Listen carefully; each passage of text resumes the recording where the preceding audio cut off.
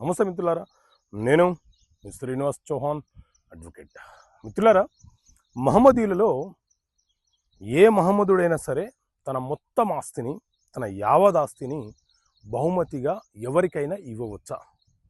So మిత్రులారా, మన దేశంలో హిందువులకు ఆస్తుల సంక్రమణ గురించి హిందూ వారసత్వ చట్టం ఏ రకంగా ఉందో, మహమ్మదీయులకు ఇస్లామిక్ లా 1937 అమలు ఉన్నది.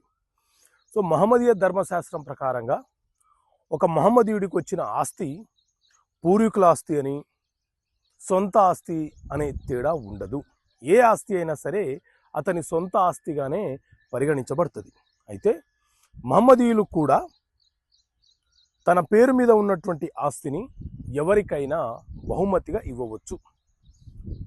బహుమతి అనంటే ఇస్లాంలో హిబా అని పిలుస్తూ ఉంటారు.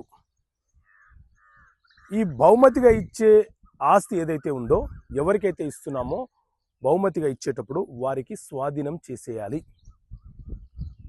మహమ్మదీయుడు తనకున్న ఆస్తిలో తన మొత్తం ఆస్తిని ఇవ్వచ్చు, లేదా అందులోని కొంత భాగానైనా ఇవ్వవచ్చు. మ్యారేజ్ అయిన వాళ్ళు ఇవ్వవచ్చు, మ్యారేజ్ కాని వాళ్ళు ఇవ్వవచ్చు.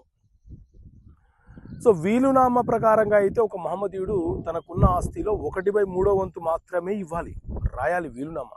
కానీ బహుమతి విషయంలో అలాంటి షరతులు ఏవి లేవు. తన మొత్తం ఆస్తిని ఇవ్వవచ్చు. భర్త భార్యకి ఇవ్వవచ్చు, భార్య భర్తకి ఇవ్వవచ్చు, లేదా మూడో వ్యక్తికి ఇచ్చుకునే హక్కు ఆ వ్యక్తికి ఉంటుంది. మరి ఇది రిజిస్ట్రేషన్ కావాలా అనంటే ఇస్లామిక్ లా ప్రకారంగా బహుమతిగా ఇచ్చే ఆస్తి, ఆ డాక్యుమెంటు రిజిస్ట్రేషన్ కావాల్సిన అవసరం లేదు.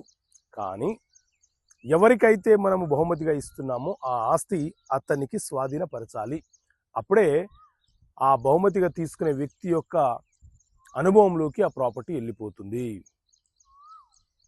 సో ఓకే మిత్రులారా, థ్యాంక్ యూ. జై హింద్.